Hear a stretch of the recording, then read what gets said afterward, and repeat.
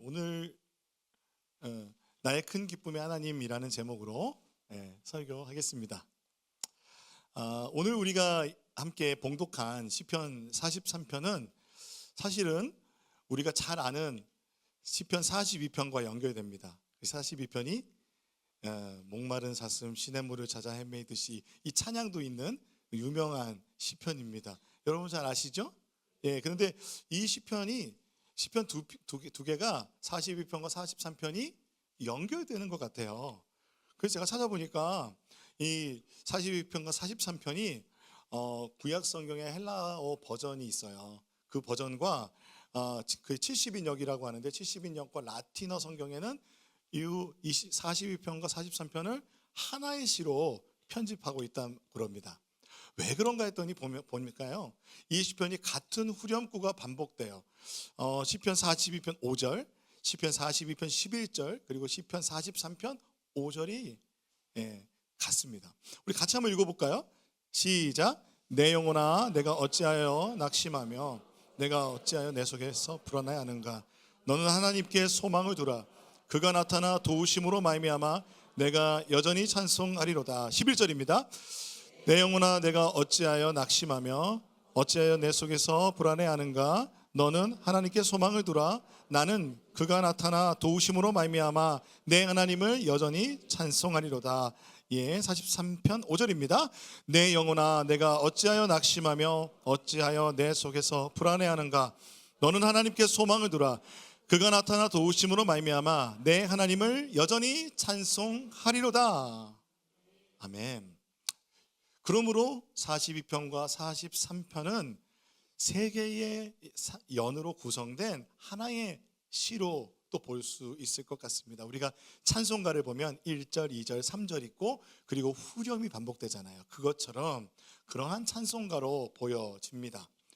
근데 이 시편을 보면은요, 시편 기자가 노래하면서 좀 고백하고 있는 전체적인 흐름을 보면 그 마음이 복잡하고 괴로워 보입니다. 오늘 후렴만 봐도요, 이 후렴에 대한 설명을 시편의 영성이라는 책에서 차준희 교수님은 이 후렴구를 이렇게 표현합니다. 시인의 내면에서 두 자아가 서로 충돌한다.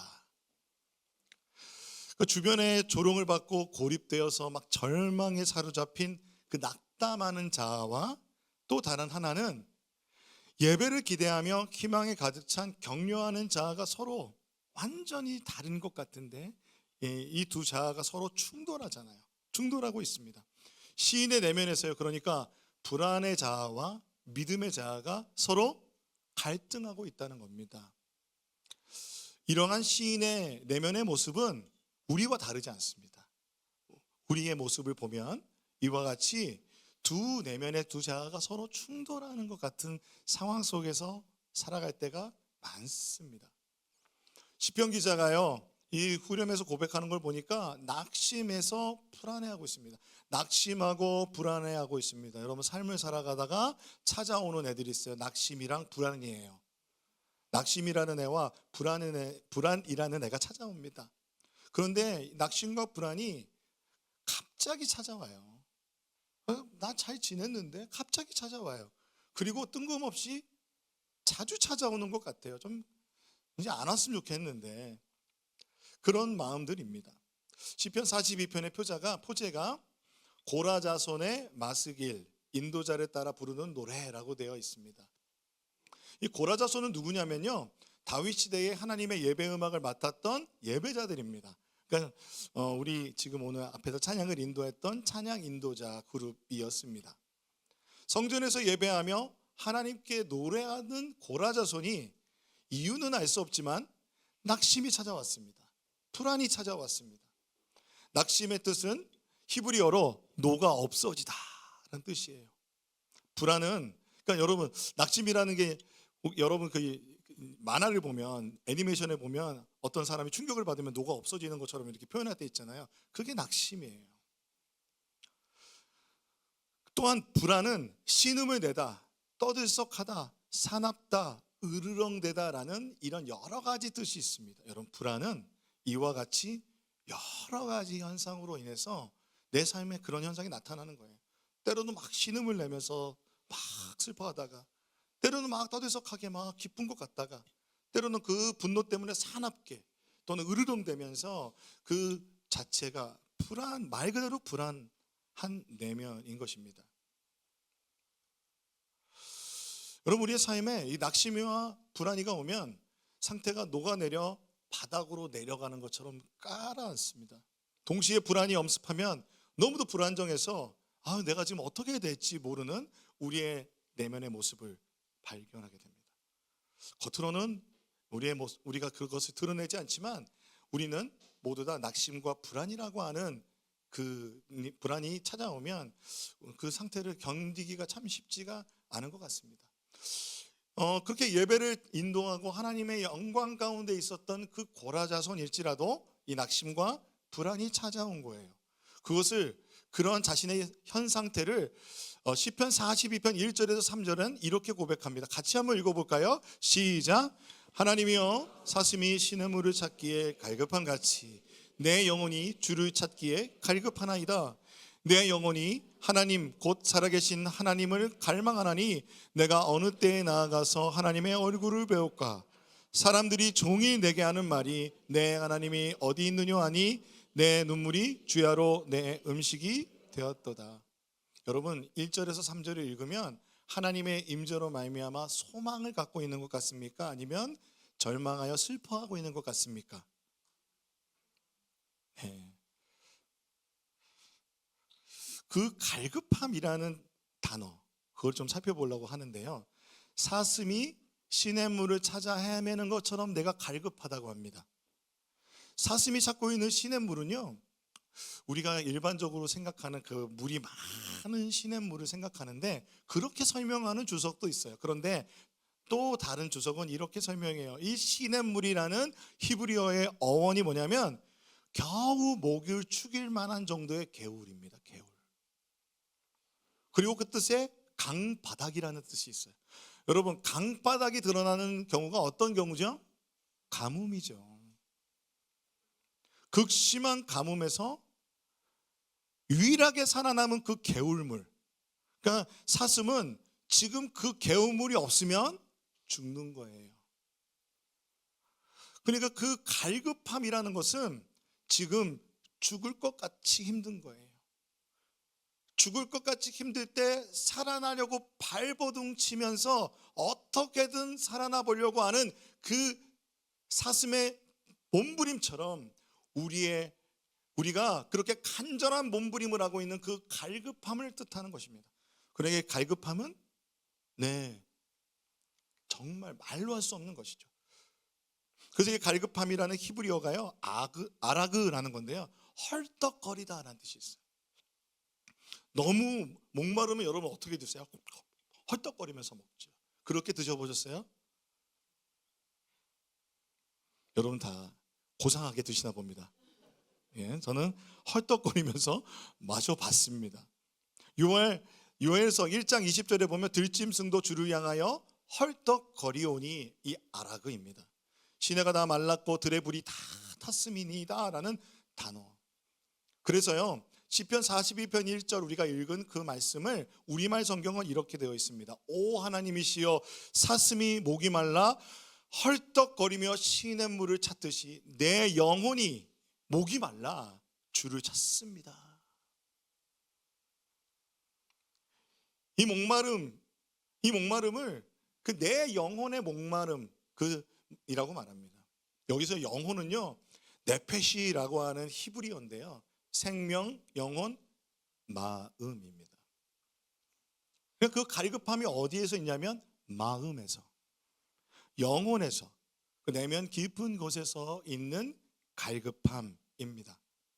단 한 모금이라도 마셔서 이 목마름을 채우지 않으면 곧 죽을 것 같은 이 가뭄, 그 가뭄으로 인해서 완전히 말라 비틀어진 그 광야 한가운데서 하나님을 찾고 있는 것입니다. 그러므로 시인은 하나님의 부재의식을 느껴요. 낙심과 불안이 찾아올 때 하나님이 안 계신 것 같아요. 하나님의 부재의식 속에서 생명의 근원인 하나님을 찾고 있는 것입니다. 사랑하는 성도 여러분, 영혼의 갈망은 하나님의 부재의식에서 나옵니다. 그러니까 우리의 그 갈망은, 그 갈급함은, 낙심과 불안에서부터 오는 그 갈급함은 하나님의 임재를 찾아 하나님을 통해서 해결될 수 있는 것입니다. 여러분, 왜 그러냐 하면요, 생명의 근원이 하나님이시기 때문에 그렇습니다. 모든 사람의 생명의 근원은 하나님이십니다. 왜냐, 우리가 알듯이 네페시는 또 다른 뜻이 있는데 생령이라는 뜻이 있습니다. 예, 여러분 잘 아는 단어죠. 창세기 2장 7절에 여호와 하나님이 땅의 흙으로 사람을 지으시고 생기를 그 코에 불어넣으시니 사람이 무엇이 되었다고요? 생령이 되었느니라. 네페시, 마음을 갖고 있는 존재. 그 마음의 생명은 누가 주셨어요? 하나님이 불어넣으셨어요. 그러므로 하나님, 주님이 나의 시냇물이십니다, 하나님이 나의 생명이십니다라고 찾고 있는데, 그 갈급함이, 그 찾음이 나의 눈물이 되었습니다. 눈물이 음식이 되었어요. 여러분, 눈물로 음식 삼아 보신 적이 있으십니까? 우리 인생을 살아가다 보면 어떤 음식도 입에 들어가지 않고 주야로 눈물로 음식이 되는 때가 있습니다. 그런 절망, 그런 불안 느껴보셨을 것입니다. 이 낙심과 불안은요, 오늘 보니까 고라자손이라고 하는 하나님을 예배하는, 어떻게 보면 그 시대의 영적 지도자들입니다. 그들이 믿음 생활 잘 못하고 종교 생활, 예배에 소홀했기 때문에 이 낙심과 불안이 왔을까요? 그렇지 않은 것 같아요. 여러분, 우리가 착각하는 것 중에 하나가, 예수님을 믿으면, 성령 충만하면 낙심도 불안도 다 이겨낼 수 있다라고 착각합니다. 목사님 무슨 말씀이세요? 낙심과 불안 이겨낼 수 있잖아요, 성령 충만해서. 그런데 여러분, 우리 힘으로 이겨낼 수 있는 것은 아닙니다. 우리가 영적 슈퍼맨, 영적 거인이 되고자 하는 마음이 있어요. 어떤 낙심도 어떤 불안이 찾아와도 예수 믿는 사람은 다 견뎌내고 이길 수 있다라는 마음은 사실은 교만한 마음입니다. 성경에서 위대한 믿음의 사람들, 믿음이 강한 사람도 낙심을 만나면 녹아내려지고 불안이 찾아와 하나님 나의 생명을 취하소서라고까지 고백합니다. 갈멜산에서 하나님의 권능으로 바알 선지자 400명을 물리친 위대한 선지자 누구죠? 엘리야 선지자가요, 이세벨이 엘리야를 죽인다고 막 쫓아가니까 로뎀 나무 아래 앉아가지고, 하나님 지금 내 생명을 거두어 가소서, 나는 내 조상들보다 낫지 못합니다라고 깊이 낙심하였습니다. 열왕기상 19장 4절에 보면, 광야로 들어가 하루끼쯤 가서 한 로뎀 나무 아래에 앉아서 자기가 죽기를 원하여 이르되, 여호와여 넉넉하오니 지금 내 생명을 거두시옵소서, 나는 내 조상들보다 낫지 못하니이다 라고 깊은 낙심에 빠져 있습니다. 그리고 낮은 자존감 속에서 나는 내 조상들보다 낫지 못합니다 라고 그 권능을 베풀었던 엘리야가 이런 모습을 보이고 있습니다. 또한 출애굽 지도자 모세도, 그 모세, 우리가 아는 그 모세가 민수기 11장 15절에 이렇게 고백해요. 주께서 내게 이같이 행하실진대 구하옵나니 내게 은혜를 베푸사 즉시 나를 죽여 내가 고난당함을 내가 보지 않게 하옵소서. 모세가 불평과 불만이 많은 이스라엘 백성을 인도하기가 얼마나 힘들었던지 자신의 생명을 거두어 가시라고 합니다.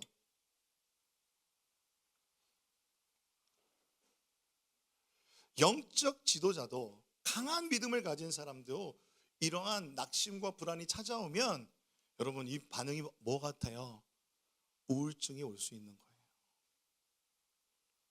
불안 증세가 올 수 있는 거예요. 누구든지 이 낙심과 불안의 상태를 경험할 수 있습니다. 목사나 장로나 권사나 안수집사나 직분자들 뿐 아니라, 교회 리더들 뿐 아니라 교사나 모든 성도들까지도 낙심과 불안으로 고통받을 수 있습니다. 낙심과 불안이 찾아올 수 있다는 겁니다. 낙심과 불안을 겪고 있는 이 시편 기자가 사실 계속 고백하는 게 있어요. 하나님은 나의 생명이십니다. 하나님은 살아계십니다 라고 고백합니다. 그리고 그가 예배하던 행복했던 시절을 기억해냅니다. 그런데 그 하나님을 기억함이 그에게 오히려 더 깊은 마음의 상함이 됐다고 얘기합니다. 너무 실망스러운 모습처럼 보이죠. 시편 42편 4절에 보면 내가 전에 성의를 지키는 무리와 동행하여 기쁨과 감사의 소리를 내며 그들을 하나님의 집으로 인도하였더니 이제 이 일을 기억하고 내 마음이 상하는도다. 성의를 지키는 무리들, 그러니까 절기를 지키는 무리들을 하나님의 집, 하나님의 성전으로 인도하던 사람입니다. 그 은혜가 넘쳐서 기쁨과 감사의 소리로 하나님을 찬양하던 사람인데 그 일을 기억하며 내 마음이 상하는도다라고 말합니다. 왜 그럴까요? 이 길을 기억하는 것이 왜 내 마음의 아픔이 되었을까요? 심지어 42편 6절에 보면 내 하나님이여 내 영혼이 내 속에서 낙심됨으로 내가 요단 땅과 헤르몬과 미사엘 산에서 주를 기억하나이다. 그는 이 낙심되는 상황이 어디에서 지금 하나님을 기억하고 있냐면 요단 땅. 여러분 예루살렘이 어디 있어요? 이 팔레스타인 지역의 요 남쪽 아래쪽에 있습니다. 그런데 요단 땅은 그 요단강 건너편에 있습니다. 그리고 헤르몬산 그리고 미사엘 산은 예루살렘 저 위쪽에 북쪽 가장 끝에 위치한 산입니다. 그러므로 하나님의 임재가 있는 구약에서 하나님의 임재가 있는 성전에서 가장 먼 곳에서 지금 하나님을 기억하며 마음이 상하는 거예요. 즉 그는 지금 마음껏 예배할 수 없는 거예요. 마음껏 예배할 수 있는 환경과 마음껏 예배할 수 있는 공동체에서 벗어나서 지금 저 멀리서 이 공동체를 기억하며 마음이 상하고 있습니다. 성전에서 절기에 모인 성도들과 함께 기쁨으로 예배하던 때를 그리워함이 내적으로 멀어졌을 뿐 아니라 물리적인 거리까지 멀어진 것입니다. 구약 성경에서 성전에서 멀어짐은 하나님과도 멀어진 것 같은 거예요. 그 하나님의 부재의식이 얼마나 느껴졌겠습니까? 하지만 그 마음에서 성전 예배를 간절히 그리워하고 그 하나님의 임재, 하나님의 아름다움, 하나님의 기쁨을 정말 사모하는 마음이 동시에 복잡하게 이 시편 기자의 마음속에 있는 것입니다. 그런데 우리가 앞서 말씀드린 것처럼 이 시편 기자가 자신의 죄의 문제나 연약함 때문에 이렇게 예배에서 멀어진 게 아닌 것 같아요. 욥이라는 사람이 있잖아요. 욥이 하나님 앞에 당대에 하나님께 인정을 받는 사람이었습니다. 근데 그가 고난받았잖아요. 그러면 우리가 상상할 수도 없는 고난, 우리가 만약에 욥의 고난을 받으면 견디지 못할 것 같아요. 그런데 욥의 친구들이 와서 고난의 원인을 분석합니다. 야, 너 죄가 있는지 한번 살펴봐라. 너 하나님 앞에 율법을 지킨 게 성실하지 못하게 지킨 게 있는지 한번 살펴봐라. 그리고 너 하나님과의 관계에서 너가 의롭다고 하지만 너 정말 죄를 찾아봐 라고 충고합니다. 여러분 우리가 이런 충고 받을 때 얼마나 많아요. 여러분 누군가에게 정말 충고가 필요할 때, 그래서 낙심하고 낙담한 사람에게 우리가 정말 지혜가 필요할 것 같습니다. 하나님 말씀을 읽어봐. 하나님이 이유를 알려주실 거야. 자, 경건생활 큐티부터 다시 시작하자 라고 말하지 않았으면 좋겠습니다. 시편 기자는요, 하나님께부터 오는 그 기쁨과 공동체의 즐거움을 맛본 사람이에요. 근데 그가 왜 이런 일을 겪냐면 외부의 원수로부터 큰 어려움이 왔던 것 같아요. 외부로부터 온 감당할 수 없는 큰 어려움을 겪었던 것입니다. 그래서 그 원수들은 이렇게 말합니다. 3절에도 하루 종일 하나님 살아계시다면서 너 하나님이 어디 있니? 라고 이야기하고 있습니다. 시편 42편 9절 10절에 내 반석이신 하나님께 말하기를 어찌하여 나를 잊으셨나이까? 내가 어찌하여 원수의 압제로 말미암아 슬프게 다니나이까? 원수의 압제가 그를 슬프게 하였습니다. 내 뼈를 찌르는 칼같이 내 대적이 나를 비방하여 늘 내게 말하기를 내 하나님이 어디 있느냐 하도다. 나를 비방하는 사람들이 그 비방하는 말이 칼같이 나를 찌르는 것입니다. 뼈를 찌르는 칼. 뼈를 찌르는 칼이 얼마나 고통스럽겠습니까? 그러면서 하나님 어디 있느냐라고 그를 비방하고 있습니다. 뿐만 아니라 이 원수의 억압은 법정의 문제까지로 번져 있습니다. 시편 43편 1절에 보면 하나님이여 나를 판단하시되 경건하지 아니한 나라에 대하여 내 송사를 변호하시고 간사하고 불의한 자에게서 나를 건지소서. 어떠한 문제로 갈등이 일어나고 있고 그것으로 말미암아 송사가 벌어졌습니다. 그래서 하나님께 기도합니다. 하나님 나를 변호해 주십시오. 하나님이 나의 변호사가 되어주시고 하나님이 나의 재판관이 되어주십시오라고 지금 기도하고 있습니다. 그러므로 시편 기자는요, 불의한 원수로 인해서 억압을 받고 압제를 받음으로 강제로 성전으로부터 멀리 떨어져 버린 상황이 되었습니다. 그래서 어떤 분은 이 상황이 바벨론 포로를 겪은 상황이다. 또 어떤 분은 다윗이 압살롬의 반역을 겪었던 그 상황과 비슷하다. 어떤 상황이든 우리의 상황 가운데 이런 일이 벌어질 때 이 시편 기자가 느꼈던 그 어려움은 시편 42편 7절의 극도에 달해 있습니다. 같이 한번 읽어보겠습니다. 시작. 주의 폭포 소리에 깊은 바다가 서로 부르며 주의 모든 파도와 물결이 나를 휩쓸었나이다. 깊은 바다가 휩쓸려 와서 나를 끌어갔습니다. 파도에 휩쓸려 보셨습니까? 파도에 휩쓸리면 내 힘으로, 아주 큰 파도가 오면 내 힘으로 이길 수 없습니다. 휩쓸려 갈 수밖에 없는 것입니다. 1997년에 IMF 외환 금융 위기 전에는요, 대기업에 취업한 사람들을 우리는 철밥통이라고 불렀습니다. 그래서 모든 사람은 그를 부러워하고 모든 부모님은 나의 자녀들을 대기업에 보내길 원했습니다. 그런데 여러분, IMF의 이후로 그 외환 금융 위기 이후로 그 철옹성 같던 대기업이 워크아웃, 즉 부도가 나는 것입니다. 아니, 세상에 이렇게 부도가 날 수 있는가 싶은 그러한 일들, 그러니까 지금은 생각도 나지 않는 그 당시에 쟁쟁했던 기업들이 있는 것입니다. 여러분, 그렇게 대기업이 무너지면 그 아래에 있는 중소기업도 줄도산하게 됩니다. 그래서 한국에 그때 처음 등장하는 단어가 구조조정이나 명예퇴직이라는 용어가 한국에서 들리기 시작합니다. 여러분, 그때부터 그런 얘기가 들렸잖아요. 그래서 그 당시에 그 가수 중에 여러분 한스밴드 혹시 아세요? 한스밴드 노래 중에 오락실이라는 노래가 있습니다. 굉장히 발랄하게 부르지만 굉장히 슬픈 노래입니다. 뭐 이렇게 시작되잖아요. 시험을 망쳤어. 그래서 어디 가요? 오락실에 갔어. 오락실에 갔는데 어떤 양복 입은 아저씨가 정말 막 끝판왕을 막 깨고 있어요. 너무 잘해. 알고 보니 우리 아빠. 아버지가 아침에 회사 간다고 양복 입고 나갔는데 아버지가 오락실에 있는 거예요. 그런데 당시에 이런 얘기가 있었어요. 이 시대에 오락실에 아빠들이 많다던데. 한두 분이 아니었던 거죠. 여러분, 이런 일은 그때만 일어나지 않고 지금도 여전히 우리에게 일어나고 있는 현실입니다.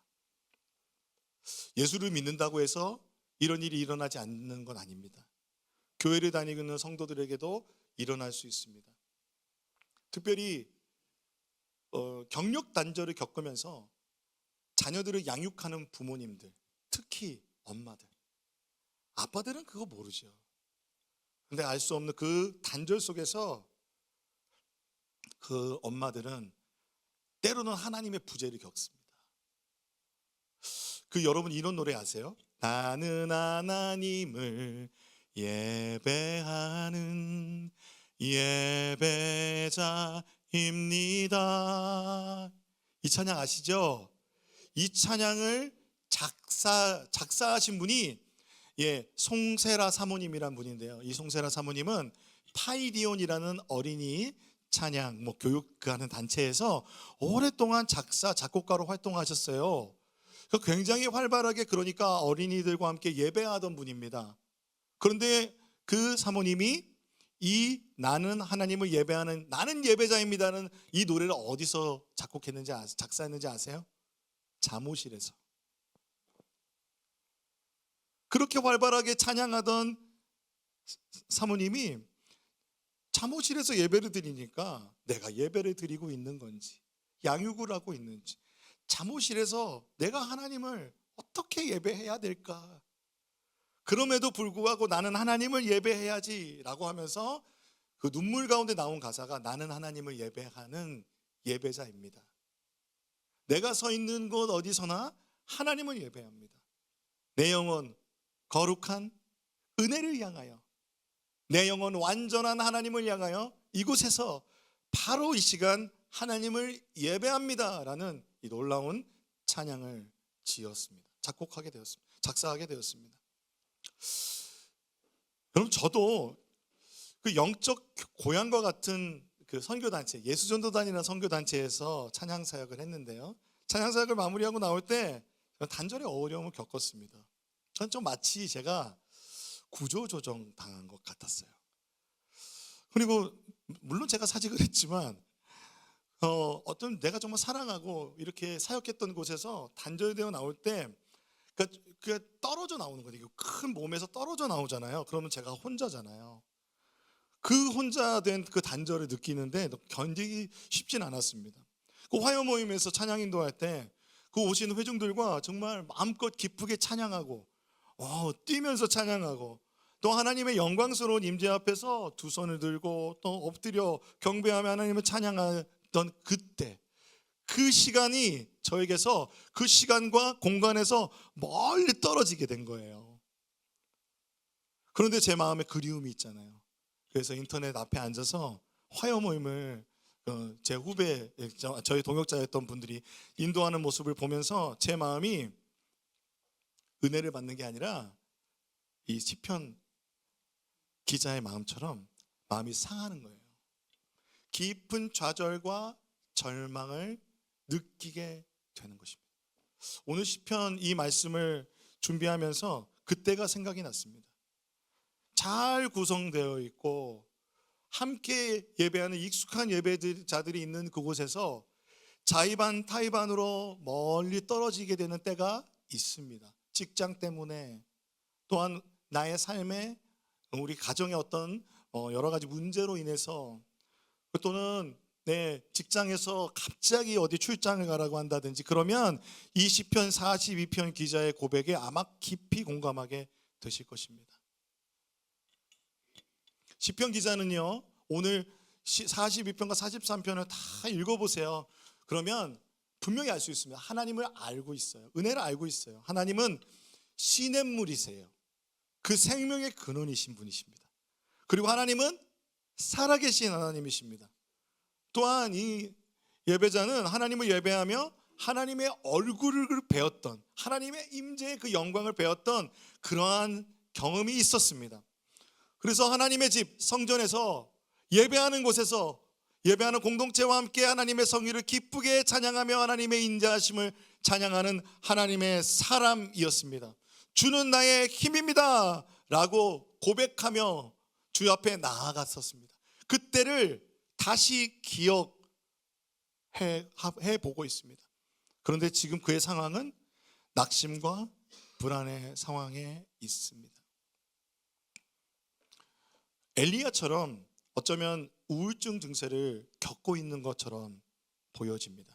사실 오늘 이런 얘기를 여러분께 드리는 것이 여러분 어떠실지 모르겠습니다. 여러분, 우울증이나 불안 증세는 누구에게나 찾아올 수 있는 마음의 감기입니다. 그러므로 누구든지 걸릴 수 있고 나에게 일어날 수 있는 일이라는 것을 인정하셨으면 좋겠습니다. 저는 이 분야의 전문가는 아니지만 제가 같이 교제하는 목회자들 중에서도 목회를 열심히 하면서도 공황장애와 같은 불안장애를 겪고 있는 분들이 주변에도 계십니다. 사실 우리가 이럴 때는 제일 먼저 할 수 있는 선택은 상담가와 정신의학과 의사 선생님을 만나서 진단을 받고 처방받는 것이 우리가 감기에 걸려서 병원에 가서 감기약 받는 것과 같다는 것입니다. 이것을 그대로 내버려 두고 견디고 버티는 것보다 이 증세를 직면하고 인정하고 이것이 하나님을 믿는 신앙의 문제와 분리되어서 여러분 이것이 우리에게 다뤄져야 됩니다. 이것을 우리가 인정하기가 너무 쉽지가 않고 한국 교회 교인들은 이것을 자꾸 믿음의 문제로 연결시키기 때문에 자신을 자꾸 이렇게 몰아붙이기 시작합니다. 네, 여러분, 엘리야가 우울증 증세가 있을 때 하나님 어떻게 하신지 아세요? 로뎀나무 아래서 하나님 나의 생명을 취하소서 라고 하나님께 기도하고 있는 엘리야에게 하나님 나타나셔서 하나님이 이렇게 하진 않으셨어요. 엘리야야, 내 믿음을 점검하라. 너의 목소리를 더 강력한 목소리로 기도를 하여라. 율법을 읽고 이것을 믿음으로 네가 해결하라 하지 않으셨습니다. 엘리야의 반응은 완전히 번아웃 돼서요, 먹을 기력도 없이 완전히 탈진했어요. 이 시편 기자가 말하는 것처럼 눈물이 나의 음식이 되었도다. 이세벨이 자신을 죽이려고 한다는 그 말 때문에 완전히 죽음의 두려움 앞에서 낙심하고 불안하였습니다. 차라리 주님 나를 죽여주십시오라고 하는 그런 낙심하여 불안하 있는 그에게 하나님이 어떻게 하신 줄 아세요? 천사를 보내셔서 숯불에 구운 떡과 한 병 물을 주셨어요. 그리고 이렇게 얘기하는 거예요. 일어나서 좀 먹어라. 우리 자녀들이 힘들 때 부모들의 마음이 그렇잖아요. 여기 죽이라도 좀 먹어. 예수님 십자가에 못 박혀 돌아가신 이후에 그 절망 가운데서 막 물고기 낚으려고 밤새 낚는데 못 낚아요. 근데 예수님이 저기다가 그물을 던져보세요. 그래서 그물을 던졌더니 물고기가 나왔잖아요. 예수님 뭐 하셨어요?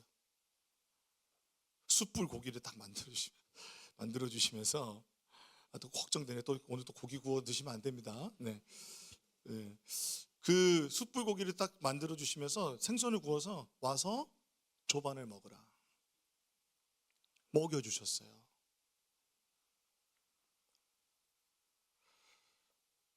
열왕기상 19장 5절에서 8절에 보면 로뎀나무 아래에 누워 자더니 그냥 너무 삶의 무게가 너무 힘들면 그렇게 무기력하게 잠을 자게 되잖아요. 천사가 그를 어루만지면서, 성경에서 천사는 하나님이에요. 천사는 하나님의 사자이거든요. 그에게 이르되 일어나서 먹으라. 본즉 머리맡에 숯불에 구운 떡. 그러니까 불향을 입혀주시죠. 주님은 떡을 그냥 주시지 않고 숯불에 불향을 입혀서, 그리고 한 병 물이 있더라. 이에 먹고 마시고 다시 누웠더니 조금 기운을 찾은 것 같아요. 여호와의 천사가 또다시 와서 어루만지며 이르되 일어나 먹으라. 내 갈 길을 다 가지 못할까 하노라 하는지라. 이에 일어나 먹고 마시고 그 음식물의 힘을 의지하여 40주 40야를 가서 하나님의 산 호렙에 이르니라. 음식물의 힘을 의지하게 하신 거예요. 시편 43편에 시편 기자는 자신의 힘과 능력이 누구로부터 온다는 걸 알아요? 이 친절하신 하나님, 이 사랑이 많으신 하나님에게로부터 온다는 것을 아는 거예요. 여러분, 영적인 것과 그리고 영적이지 않은 것을 너무 구분하지 마세요. 우리가 먹고 사는 것, 우리의 일상도 하나님과 함께 한다면 영적인 것입니다. 그래서 이렇게 고백해. 그 상황 속에서 마지막 힘을 끌어내는 것 같아요. 이 시편 기자가 마지막 힘을 끌어내는 것 같아요. 그러면서 주의 빛과 진리를 보내시어 나를 인도하시고 주의 거룩한 산과 주께서 계신 곳에 이르게 하소서. 그런즉 내가 하나님의 제단에 나아가 나의 큰 기쁨의 하나님께 이르리이다. 하나님이여 나의 하나님이여 내가 수금으로 주를 찬양하리이다. 주님의 빛과 주님의 진리를 보내셔서 주님의 거룩한 산 성전으로 그곳에 나아갈 힘을 나에게 주세요. 그때 내가 하나님의 제단, 하나님의 임재가 있는 그곳에 나아가서 큰 기쁨의 하나님께 나아가겠습니다. 그때 내가 주님을 수금으로 찬양하겠습니다. 사랑하는 성도 여러분, 하나님은 빛이십니다. 하나님은 진리이십니다. 빛과 진리이신 예수님을 우리 가운데 보내주셨습니다. 여러분 믿으십니까? 그래서 그 하나님께서 보내신 예수 그리스도로 말미암아 지금 우리는 어디서나 예배할 수 있지 않습니까? 그것이 바로 누구에게서 먼저 고백이 됐냐면 다윗에게서 먼저 고백됐어요. 압살롬의 반역. 사랑하는 아들이 자신을 반역한 거예요. 여러분, 아들이 여러분에게 반역했다고 생각해 보세요. 얼마나 낭망됩니까? 그래서 쫓겨났어요. 쫓겨나서 유다 광야, 아무것도 없는 유다 광야에서 찬양합니다. 시편 63편 1절에서 4절입니다. 같이 한번 읽어보겠습니다. 시작. 하나님이여 주는 나의 하나님이시라. 내가 간절히 주를 찾되 물이 없어 마르고 황폐한 땅에서 내 영혼이 주를 갈망하며 내 육체가 주를 앙모하나이다. 내가 주의 권능과 영광을 보기 위하여 이와 같이 성소에서 주를 바라보았나이다. 주의 인자심이 생명보다 나음으로 내 입술이 주를 찬양할 것이라. 이러므로 나의 평생에 주를 송축하며 주의 이름으로 말미암아 나의 손을 들리이다. 아멘. 우리에게 보내신 그 예수님을 바라봅시다. 주님의 인자하심은 헤세드잖아요. 그 헤세드가 나의 네페시, 나의 생명보다 나음으로 그 영원하신 그 주님을 붙잡고 주님을 찬양한다는 것입니다. 어떻게 이런 고백을 할 수 있겠습니까? 놀라운 것은 2절에 보니까요, 이와 같이 성소에서 주를 바라보았나이다 라고 말하고 있어요. 어디에서 고백하는 거라고 그랬죠? 유다 광야.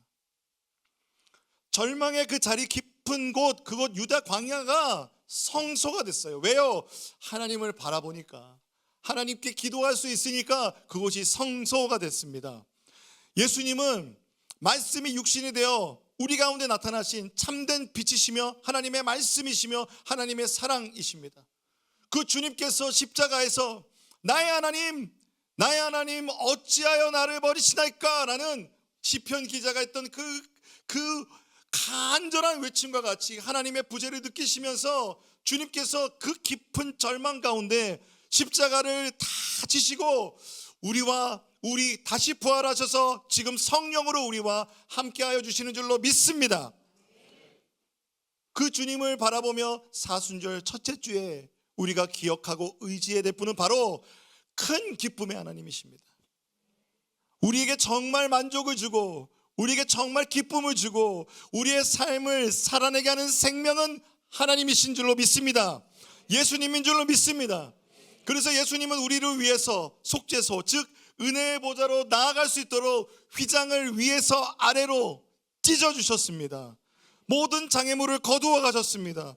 그러므로 여러분, 우리가 예수의 피를 힘입어 성소에 들어갈 담력을 얻었나니 그 길은 우리를 위하여 휘장 가운데로 열어놓으신 새로운 살길이요 휘장은 곧 그의 육체니라. 아멘. 그러므로 여러분, 우리가 다시 소망을 가질 수 있습니다. 소망을 가지고 하나님 앞에 찬양하며 예배하는 우리들이 되길 소망합니다. 오늘 설교를 마치면서 사순절의 깊은 묵상에 담긴 시가 너무 좋아서 우리 같이 한번 시를 읽음으로 설교를 마무리하고 찬양하고 싶습니다. 같이 한번 읽어볼까요? 시작. 하나님, 나의 하나님, 주의 빛과 주의 진리가 주의 성소에서 낭망하고 불안한 내 인생을 향해 환하게 비춰오기를 나는 오늘도 큰 기쁨에 하나님께 나아갑니다.